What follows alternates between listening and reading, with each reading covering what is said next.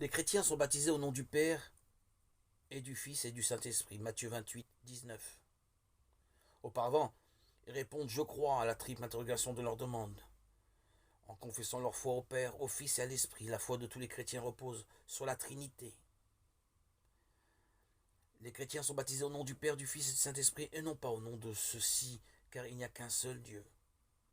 Le Père Tout-Puissant et son Fils unique et l'Esprit Saint. Le mystère de la très sainte Trinité est le mystère central de la foi, de la vie chrétienne. Il est le mystère de Dieu en lui-même, il est donc la source de tous les autres mystères de la foi. Lumière qui les illumine, il les enseigne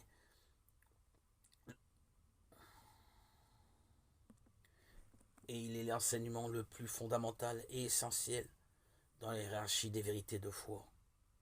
Toute l'histoire du salut n'est autre que l'histoire de la voie et des moyens par lesquels le Dieu vrai et unique, Père, Fils et Saint-Esprit, se révèle, se réconcilie et s'unit les hommes qui se détournent du péché.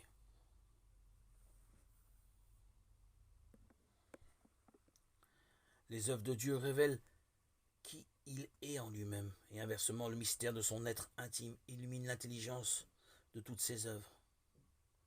Il en est ainsi analogiquement entre les personnes humaines. La personne se montre dans son agir, et mieux nous connaissons une personne, mieux nous comprenons son agir.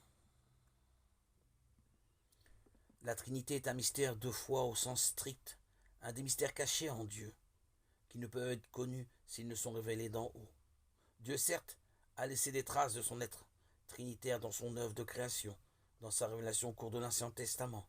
Mais l'intimité de son être comme Trinité sainte constitue un mystère inaccessible à la seule raison, et même à la foi d'Israël avant l'incarnation du Fils de Dieu et la mission du Saint-Esprit.